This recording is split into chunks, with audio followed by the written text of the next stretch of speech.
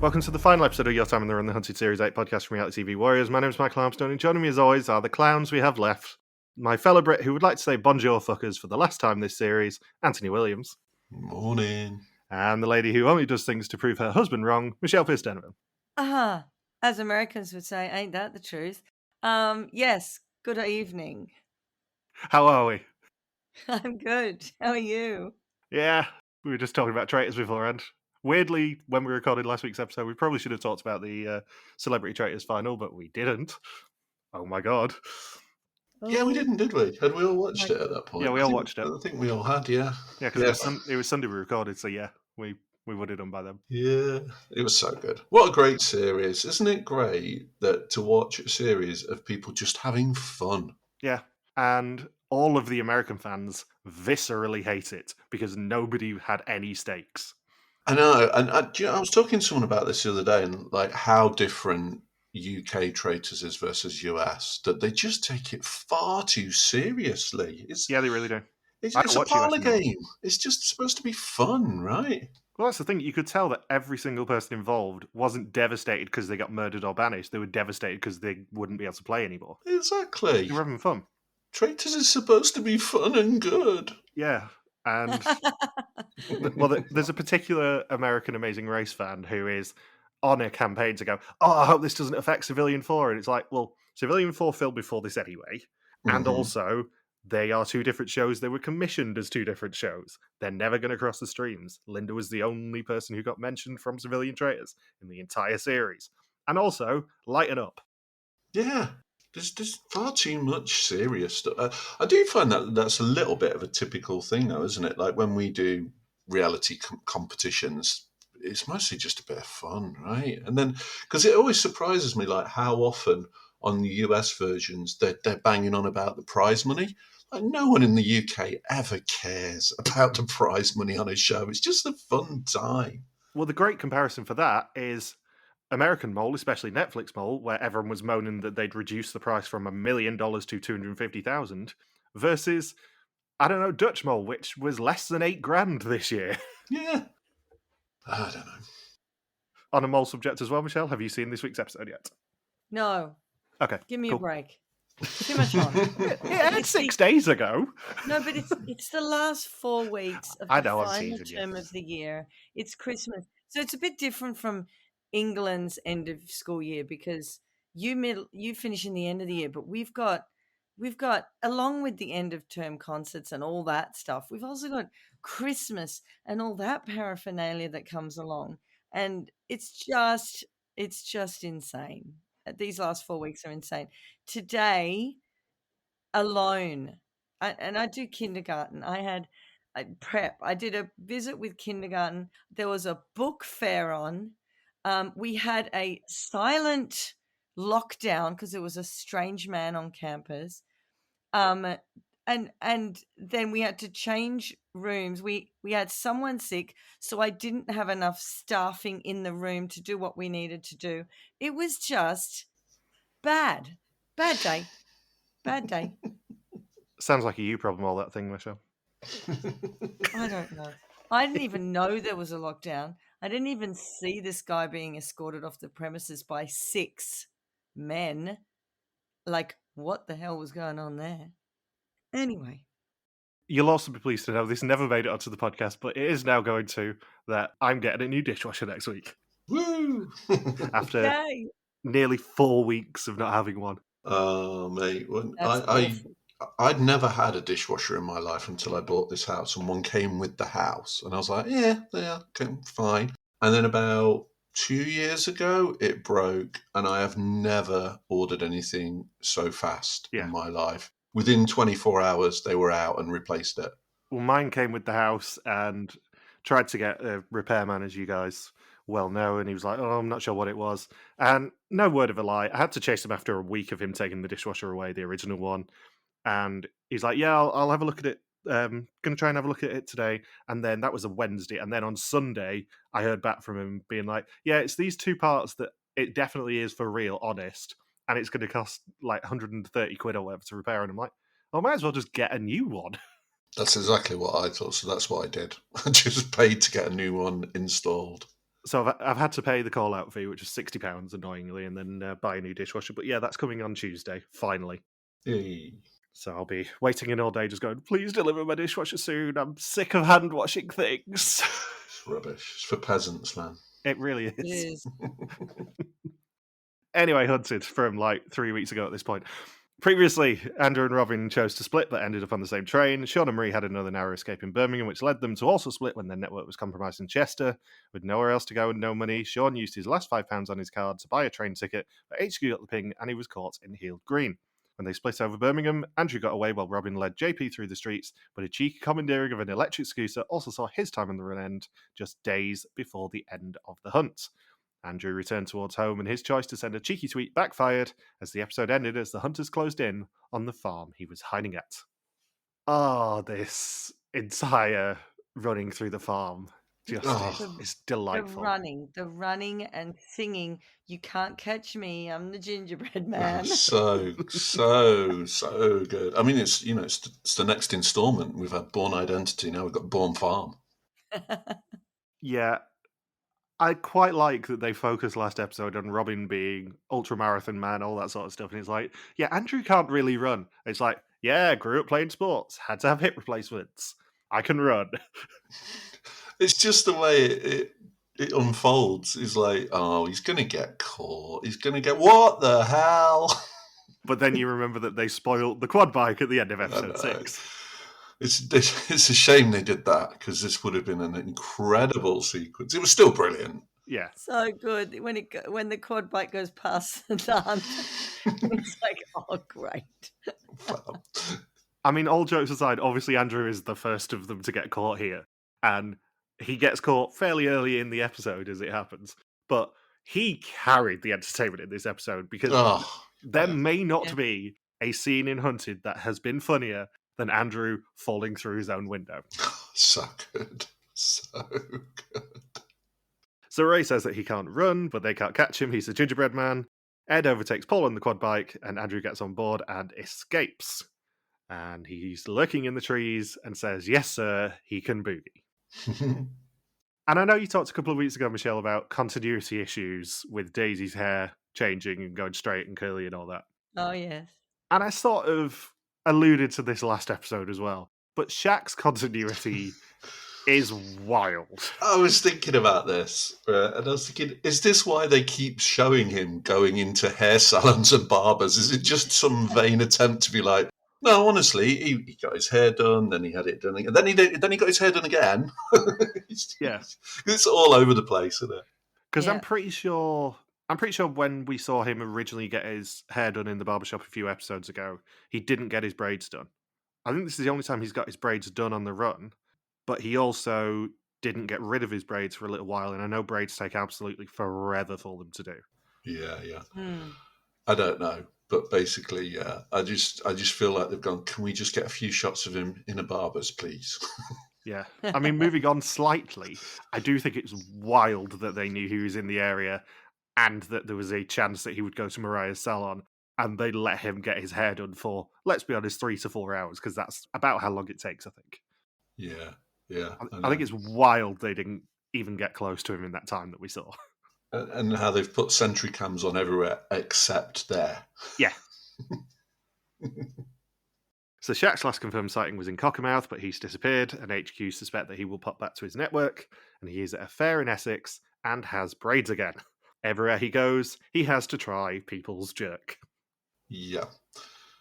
What I'm hoping, and I haven't listened to the interview that the other people have done yet. I'm hoping he's used that money to set up his own sort of business, and that would be so cool. I hope so as well, but also, this only finished, 5 months ago? He may not even have the money yet. Yeah, of course. Obviously, he had the briefcase of cash, but I don't know what we've never asked what the turnaround time is on the money, but I suspect, having dipped my toe in the TV world, that it was he probably still hasn't had it, because we're recording this, about 3 weeks after? Yeah, they never pay before it airs, do they? So no. It's I think the standard's about 56 working days after it finishes airing. 56 to be precise. Like, where do you get that number from? Because As Ant and I will tell you, I think the code was 56 working days after it airs. Not that we won. The chase, I think, was 56 days after filming because they record 11 months in advance. And 1% Club was about 3 years after it airs because they drag their heels and they're horrible people. All jokes aside, I think I do seem to remember 1% Club was about 3 months after it airs. Yeah. So hopefully he's due the money, and let's look forward to seeing Shaq's jerk chicken somewhere. Yeah. Ray says he's confused that Marie's still out there. Her last sighting was in Chester. They've not taken much notice of her, and now she's lost Sean. She should be there for the taking. Can I talk about Georgina? You can. Georgina. So, describing Marie. If she was a spice, she would be flour. Many things wrong with this. First of all, I know you're trying to be clever, Georgina, but flour is not a spice. And you could have tried maybe cinnamon, nutmeg, cardamom. You want something boring, obviously, but actually pick the spice before saying that because it just makes you sound silly. Yeah. She's trying to do a Ray, but she's just not got the ability, has she? Does it make her sound silly, Michelle, or is there another word? There is another word. I'm not going to use it. Spoil sport. So Marie's in Manchester looking for help, and before we even found out where this was, my next note is, looks like a nice bit of Manchester she's walking around. And Sean tells her every day that he loves her, but she won't miss him farting next to her in the tent. And she gets some help from Dawn, whose friend can fetch her to Piccadilly. She hides in Chapel House in Denton, and Marie gets a night in a camper van in a car park. She uses a new associate called Sam's phone to post a message to Sean, letting him know that she's safe, unaware that he is not. And she gets her tarot read. How cool is that? That caravan was amazing. It would be so dusty and awful, but it was amazing. As soon as she went in that van, I'm like, Michelle's going to be all over this. I was like, oh my God, there's so much hanging up. I was like trying to find everything in the van. And I thought I wouldn't be able to sleep for ages because I'd be looking like there'd probably be a random frog statue and there'd be some sort of, strange rock on the side. And I don't know, it would just be so interesting. I believe the polite term is a treasure trove. Yes. Treasure trove. That's it. A treasure trove of bric-a-brac. Yeah. At HQ, get the ping on the video, and Marie says, "Hunters are munters." And the ping is only 4 minutes after Marie posts the video. I think we mentioned this last time, but that's got to be her fulfilling the taunt the hunters rule, hasn't it? Yeah, because Sean and Marie haven't done anything that we've seen, really. They've been home. I know sometimes it gets cut, like Rob going to the Liverpool parade and all that. But yeah, we haven't seen Sean and Marie taunt the hunters at all, I don't think. No. So it's very brave to do it like 2 days before the end. Mm-hmm. So it is 48 hours before extraction, and the hunters are wary. The extraction, we find out, not from the previous trailer like we normally do, is at the Eurotunnel, fulfilling the long-promised road extraction, or land extraction, I should say.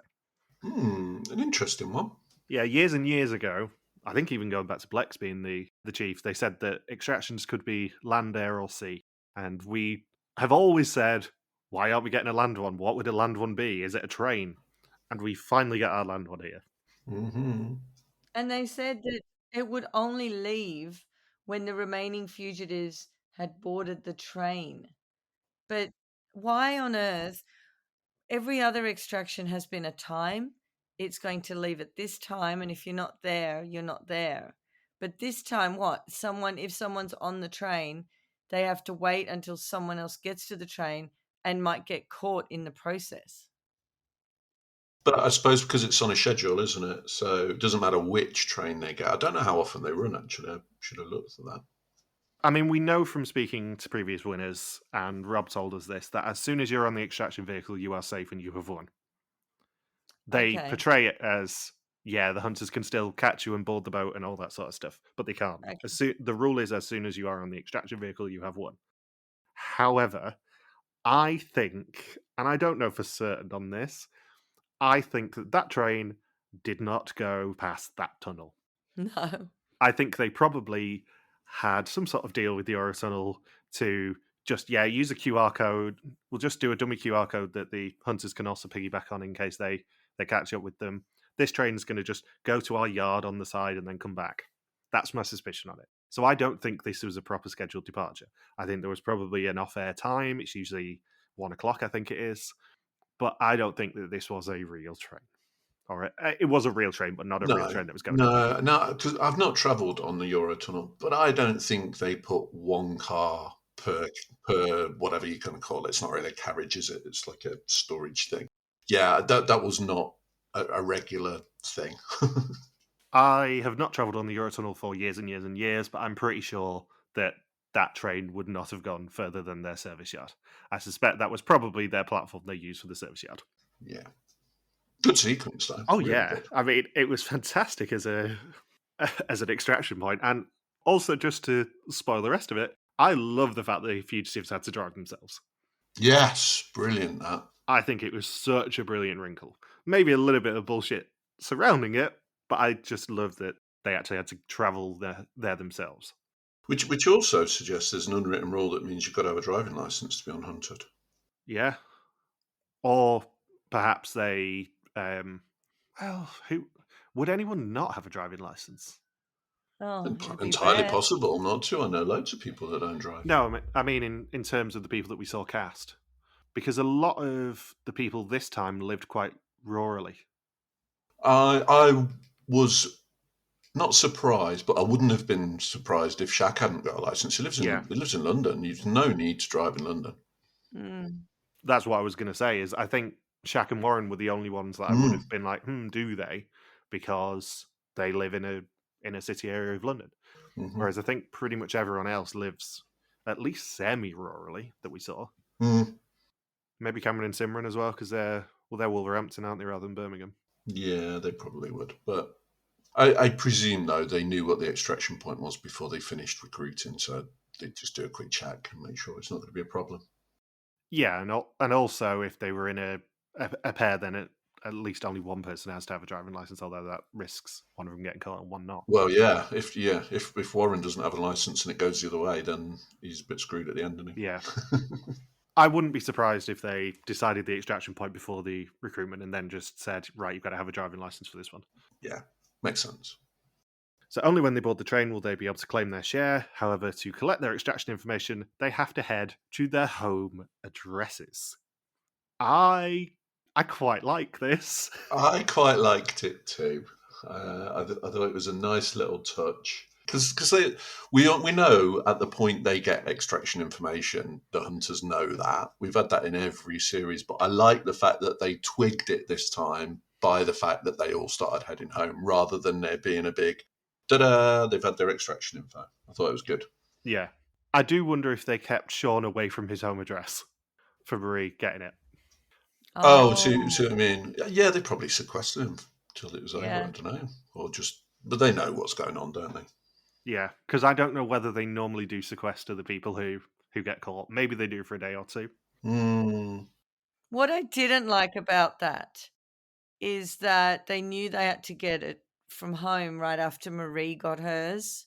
Yeah. So then if you were further away than what Shaq and Andrew were, you would just get caught straight away. Well, you'd think so. Which I thought was a little bit sad for anyone who was second or third out of the three to get to their own home. I think it goes back to something I said last episode. I think they might have had not a direct tip-off, but I think they might have had some sort of indication that maybe you want to be somewhere near your home area for the extraction info. You think? Yeah, all of them were fairly close. They were all heading in that direction, weren't they, before they got that message? I get your point, Michelle, but normally HQ just get tipped off that they've had their extraction info. So I guess, if anything, they've got a slight advantage this time in they've got to work it out first. This time, as well, is the first one in years and years and years where they haven't said your direct location has been revealed to the hunters as soon as you access your extraction info. I mean, arguably, it kind of was for Shaq and Marie, but Frampo managed to get around it using his own creativity. I loved it. That was so good. So Shaq is back to unbraided hair again. And HQ have set up sentry cams at all their addresses, just in case they head towards home. In Croydon, Shaq knows he has to be cautious. There's lots of CCTV. He passes Mariah's shop and wants to see his wife and children while he's there. He's worked in construction since the age of 15, but his passion is food, and he has the best jerk and would invest in a restaurant. And my next 3 words are, yeah, he's winning. Yeah. He says he's a jerk specialist, but, we all were at his age. I know we've had like 15 different motivations from Shaq at this point, but as soon as you go, yeah, I'm going to invest the money in a restaurant, I'm going, yeah, he's winning. Yeah, definitely. So he reunites with Mariah, and it's all very emotional, which I'm sure Michelle hates. And again, for his confessional, he's got braids. Terrible continuity on this. Oh, they've just given up by this point. And whilst he's there, Mariah does his hair for him. Marie pulls up around the corner from her house, and the sentry cam pings, and Ray knows that it's going to be extraction info then, and she reads that she has to head to Southampton and grab a car to drive to the Eurotunnel. And as a result of Marie pinging her cam, Ray realises the others will have to enter their homes to get the information, and the hunters are sent to investigate. This is where Andrew was just absolute gold. He was like, the hunters are there with him, and they didn't get him. And he was walking through stinging nettles, and I was like, I was feeling for those legs, the hands. I was thinking, yeah. Oh my God, you're in all sorts of problems here, love. And then I just can't believe they went away and he got out, and how good that he went in a side window. Like, I can't believe he was so clever to do that. That was just amazing. His getting his extraction info was interesting because he knew the hunters were nearby. So he knew the hunters were going to be watching the house. Yeah. So he had to get creative, whereas I don't think Shaq and Marie necessarily anticipated that the hunters would be nearby. No. They weren't taking any kind of precaution, were they? They were just like getting out. But it was, I agree with you, Michelle. It was such a great sequence. He's getting stung left, right, and centre. And he thinks knocks there's everything a bee. flying. I thought there was a drone and it was a bee.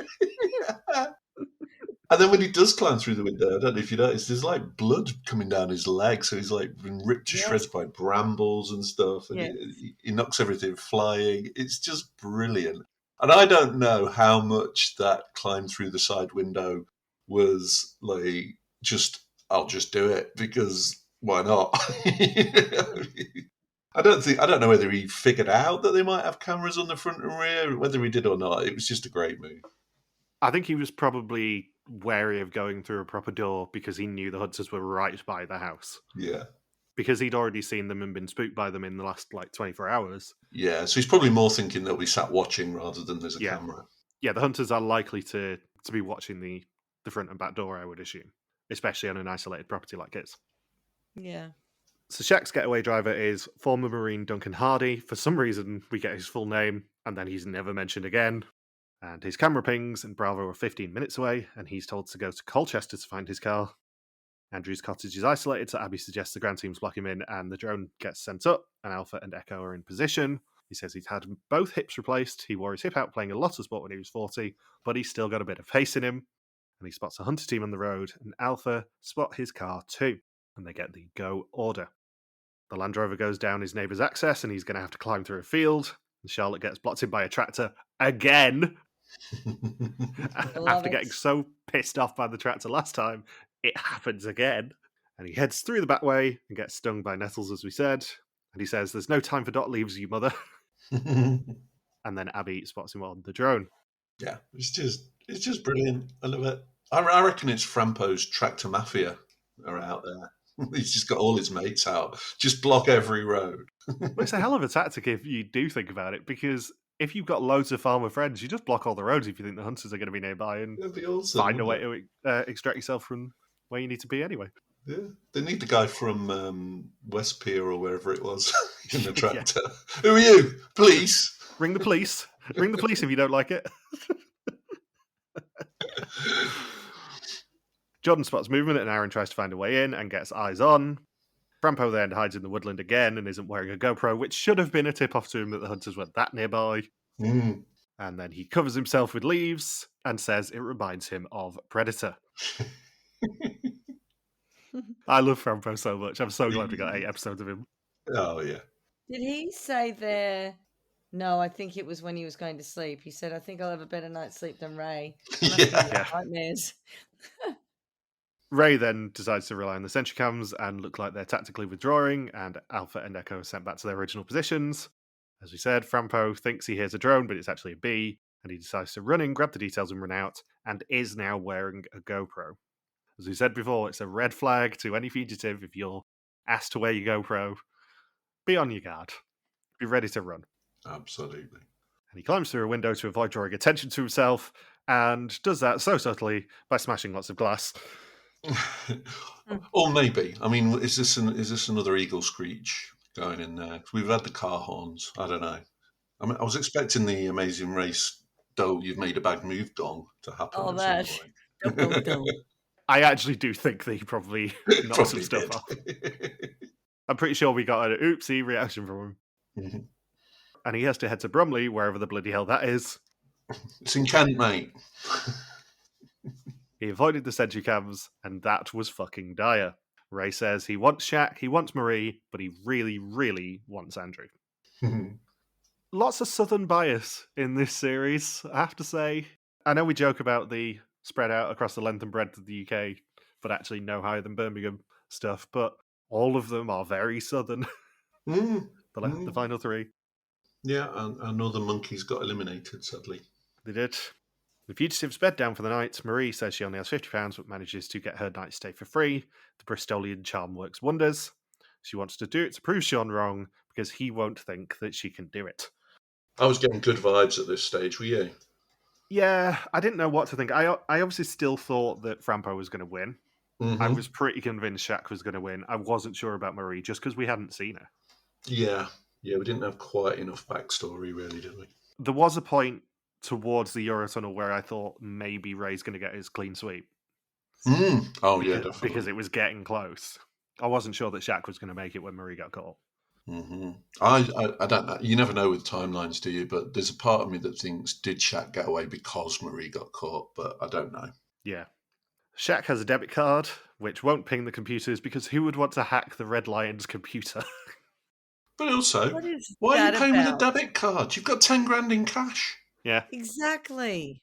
What are you doing? Exactly. You know what, Ant? How funny. I just got this visual when we both said, "What are you doing? What are you thinking?" Right? And all of a sudden I had a visual of you and me on a couch, like a couple of parents, and saying to our young child, "What are you doing?" Yeah. This doesn't bring any memories back for me. This receptionist was a character. He was ace, wasn't he? Who's going to want to hack the Red Lion's computer? Russians? Ghosts? Shaq just decides to pay cash. I think that's just easier. I think we'll do that. Yeah, I think we'll just pay cash. Shaq says he can outrun the hunters. He's only here to win, not for a holiday or to look good, which is a confessional we've seen about 3 or 4 times at this point. And Frampo has a tent again and tries to find somewhere to sleep. He finds someone with an available garden and says, as Michelle said, that he's going to have a better night's sleep than Ray is. Now, I have issues with this person, right? If someone says, "Can I sleep in your garden?" you don't say yes and then put out some stupid little foam mats. You say, "Come in the house, have some food. Here's my couch. Here's a spare bed. Or at the very least, here's a tent. He's lying outside in a sleeping bag on kids' foam mats. It's ludicrous. I can't believe he did that and then allowed himself to be on camera. He should be ashamed of himself. More than anyone else in this series, he should be ashamed of himself. He's the worst person in this country. So it's extraction day and the fugitives have until 1 p.m. So I did note it down, it was 1 p.m. to find their cars and drive themselves towards the Eurotunnel in Folkestone, where a briefcase of cash is waiting. Right. They had to pay for their parking. This is what I have a problem with, Michelle. I am so angry. This is where the anger began. This is clever. This is the subtle way of ping as there's your location after extraction. It's good. They already this is good knew production. where they were. I don't necessarily have a problem with them having to pay for the parking, although it is a little bit annoying. No, paying's fine. It's them being pinged. Like, for God's sake, why? Like, they're so close to extraction, and it was too close for comfort. Like, fine, the day before, but the day of extraction, just not on. I found it really wrong. I don't have a problem with them having to pay for the parking. I don't necessarily have a problem with HQ getting a ping for them paying for the parking. What I have a problem with is them having to pay for parking and being the only car on the floor. Yeah. that is odd, isn't it? Especially Frampo, who is in a massive multi-story car park, and his car is the only one on that floor where he's paying. Yeah. That is where I have a problem, because that is just blatantly, yeah, here's his number plate, have fun. Yeah. But as we've said, it's no worse than what normally happens is, here's your extraction location. By the way, the hunters know exactly where you are now. It's the same thing. They've just made it more interesting, that's all. And also clever, because, I don't know if it was true of all of them, but Shaq was in an NCP car park where you can't pay cash as well. So he had to use his card. I think Maurice was an NCP as well. I think they probably all were, but it was a card only, which I thought, oh, that's clever, because you can't loophole that. But then also with car extraction, you've got telematics. So you've got exactly where the ping is, and you've got telematics. Like, it's too far weighted on the hunter's side. Way too far. What I would have done in their position, and obviously, as I've said many times, would never do this show, would never want to do this show, because I'd be miserable for 21 days. Or, 10 hours, by which point they'd have caught me, because they would put everything towards catching me, because I'm me. I would have tried to pay for my parking on a different floor. Because at least it makes it a bit more difficult. Yeah, they're not thinking straight at that point. Oh, they've got 3 hours to get to Folkestone. They're just like, just get out of here. Yeah. And as fun as the Eurotunnel is as an extraction point, Folkestone is a very one-way town. I know Folkestone very well, as we mentioned last series. Folkestone is one road in, one road out. Yep. If the hunters identify Folkestone, the fugitives are screwed. And also, it's at one of the very extreme ends of the country. Mm-hmm. So it's not like it could be anywhere other than Folkestone.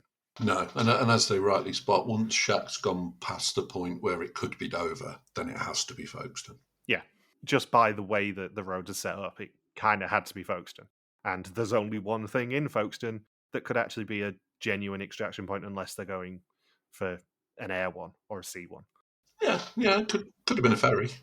You can sort of assume when they drive themselves somewhere that it's going to be land-based. There's only one land-based extraction point anywhere near Folkestone, really. So it's extraction day, as I said, and HQ are looking at aircraft, boats. It could even be a car. Frampo wakes up and he says he's going to be really switched on and make clear, concise decisions. Marie's feeling nervous. To get the best from her, she needs to be out of her comfort zone. And Shaq says he's not going to entertain if the hunters were to catch him, because they won't. Yay. And they are scattered across the south of the UK. To escape, they need to collect their cars. They all find their cars in another envelope, telling them to head to the Eurotunnel, and they've got a QR code and have to pay for their parking, and HQ will get their banking and CCTV pings. Great. Interestingly as well, the QR codes are for up to 10 people. What do you mean? That's the way the Eurotunnel works, because the Eurotunnel's weird. You can't really go on as a foot passenger, I don't think, on the Eurotunnel. No, you can't. It's car only. But you just pay for the car and up to 10 passengers. God, you'd have to fit a few in the boot. Yeah, I mean, most of the time, you wouldn't be travelling with 10 passengers in or 10 people in a normal car. But if you're in a minibus or whatever, it covers it. But each QR code is for up to 10 people, which I'm assuming is how the hunters were allowed to just go onto the concourse, because presumably they piggybacked on Marie's one after they caught her. Yeah. So they've got 3 hours and 3 different locations, and 3 different ground teams are sent to catch them. Frampo's been in their crosshairs, so he's expecting Ray to put everything towards catching him. He pings a camera on Bromley Road, and Bravo are told to hold, as Frampo might be about to pass them. He says he suspects the car has telematics and wants to find out if he can turn it off, and Bravo spot him and pull in a few cars behind him. Why the hell didn't he take out the telematics in the car park? So, mainly because it's impossible. So no, I actually Googled this, Ant. So did I. If you try and disable telematics, then everything is going to stop working. Your airbags won't deploy. the instruments won't work, your parking sensors won't work, your immobilizer will go off, your central locking will go. You just get a Christmas tree, basically, of lights, and it probably ain't going anywhere. But if you could still drive the car and it would still go I forward. don't think you would. I think it would put you into limp mode because there's like essential safety features that would get disabled. So I think it would do like second gear, 15 miles an hour. That'd be the best you could possibly get. Yeah, well, there are cars where it's impossible to turn it off, but there are some where it is possible. However, I think the hunters, or no, the channel would have given them cars where it's impossible to Of turn them off. course. Absolutely. Absolutely. I think also, given that it will have been a hire car, I think it was probably part of the hire car agreement not to turn it off. Yeah, quite likely. Would you listen to that, though? You don't have the agreement in your hand. You have no It's idea a what's bad going on. idea. Instead of wasting time trying to do that, just get away, Frampo. That would have been a better move. You know what I would have done? I would have suddenly not crashed the car, but made it impossible for me to use the car, so I would have to take another form of transport. Ooh, nice. I'm not sure you would have been allowed. How can you not? How can they know that if you've, I don't know, inadvertently knocked off a rear vision mirror on the side? It's undrivable now. And you've done that by accident exiting the car park. You know? How do you Should have know? just stopped a passing stranger riding a lime scooter and taken that to Folkestone instead. Exactly. You could have run over one of the helmets on the floor. You know? Very easy. I would have found it. I'm not going to use words, but I would have found a way. You would have found a loophole. I would have, yeah. You'd have had a better loophole than trying to take out the quote-unquote telematics fuse. Yeah, well, I'd probably open up the bonnet and want to, like, cut every cord there is and think, well, that might be an issue if I want the car to actually start. I think at this point, Frampo was screwed. Oh, yeah. Very much so. I love that he tried just running. It's like, what are you going to do? Run to Folkestone now, mate? What's going on? Well, also, he pulled off at a services that was in the middle of nowhere. Like, there was nothing there. There was nowhere for him to hide. And he parked across 3 parking spaces of the about 5 there. For all the good work that he did, I don't think he covers himself in glory with his capture. Hilarious, though. So he pulls off and then spots the hunters behind him at the services. He runs off, and Veronica catches him with the catchphrase, "She won." And he says he would love to know what the psychologist would think of him, but she retired early. A lot of people didn't expect much of him, but he made it to 3 hours before extraction. Oh, so annoying, that, isn't it? Oh, I wonder what Dr. Donna would have thought of him. Michelle, you're our resident Dr. Donna expert. What would you think that Dr. Donna would think of him? She'd probably give him a name. She wouldn't think, she'd probably say, he's just a country farmer. He can't do this, can he? You know, stuff like that. We shouldn't underestimate him. He'll be very resourceful on the run. Oh, jeez. Marie's car hits ANPR on the M3 and Alpha on the M25. They spot her ahead of them, but she spots them in the rear view. However, it's the wrong car. It's a fake out. Not even just the wrong car. It was just a van. Yeah, it wasn't even Volvo. It's nothing like. It's just a black vehicle. Shaq's car then pings on the M20 Southeast. That last ping tells them it's Folkestone, and therefore could be the Eurotunnel. Marie arrives with 20 minutes to board the train, and HQ get the ping. Echo and Alpha are sent there, and they are 10 and 7 minutes out respectively. However, Marie takes the wrong pissing turn, which adds 3 miles to the journey. Could she have got through, do you think? I think probably what would be considered the extraction vehicle would be getting on the platform this time. So I think as soon as you get to the correct platform, you've probably won. Yeah, I'd have thought so. I was a bit confused with the timeline. Hey, that makes a change. So we know they've got to be there for 1 o'clock, yeah? Yeah. Yeah, 1 o'clock was what they said. Yeah. So she was 20 minutes away, so we think it's 12:40? Are we saying that?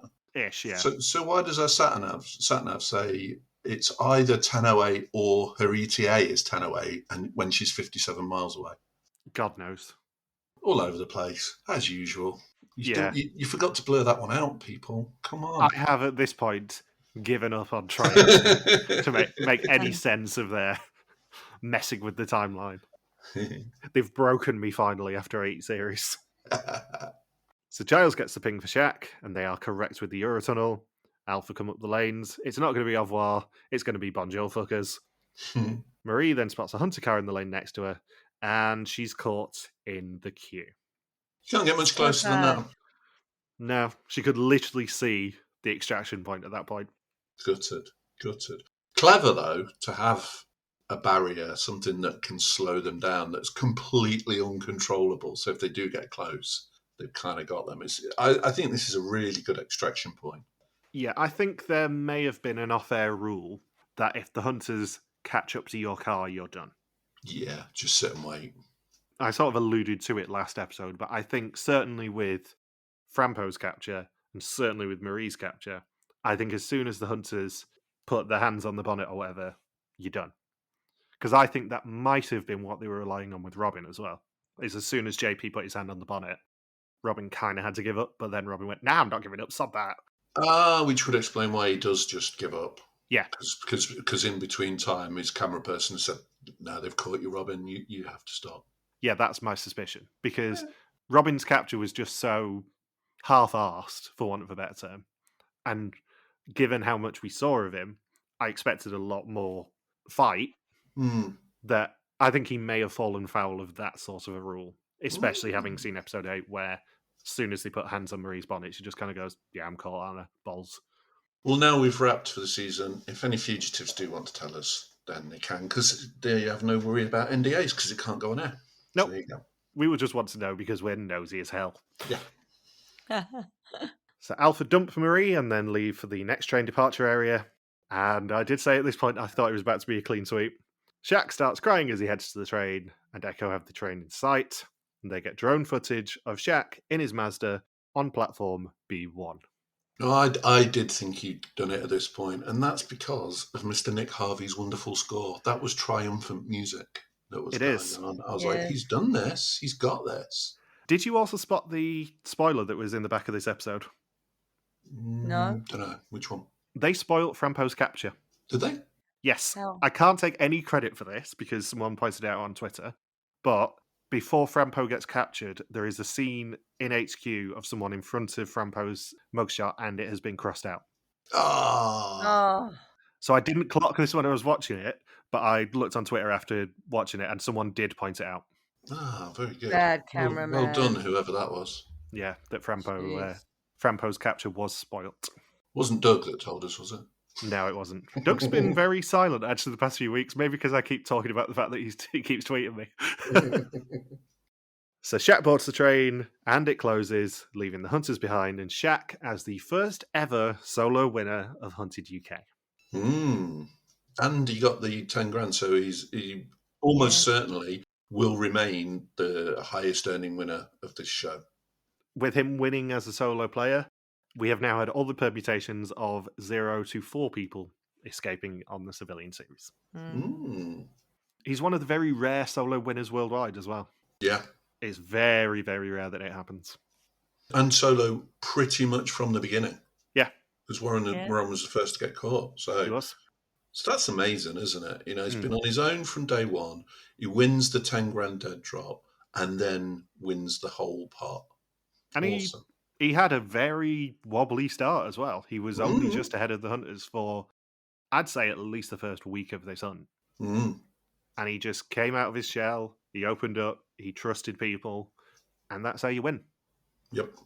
And he's had spa. He's had champagne. He's stayed in an amazing hotel. Like, he's had a different kind of experience. Yeah. He didn't have anyone to rely on at all. We've not seen him camping anywhere. No. Just the hair itself. Like, seriously. So he leaves his car to realise he's the only one, and the money is all his. He says he feels numb but grateful, He always told Mariah that they would get the break they were striving for, and he gave it his all, and because he did, he has done it. Bravo, Shaq. Well done, mate. Very good. Very, very worthy winner. Mm-hmm. Mm-hmm. Definitely. Weird edit, but very worthy winner. Yeah. I don't know. Was it weird? I think we sussed him from about week 2, didn't we? So it was weird only because we saw so much of him. We never usually see so much of a winning fugitive. Usually they have some quiet episodes, but he never really had a quiet episode. Mm-hmm. So, time to eulogise the series. I know we say this every year, but it's just such a good show. It's hard to imagine how it would not make a good series. And I think it started slower than previous seasons, but I maintain, I said this last week, I think episodes 7 and 8 were 2 of the best episodes we've had in 8 series. Yeah, I think it was weird because there wasn't really much promo for it. Then they just started dropping 2 a week and didn't really confirm how many episodes there were or how many they were doing per week until everything came out.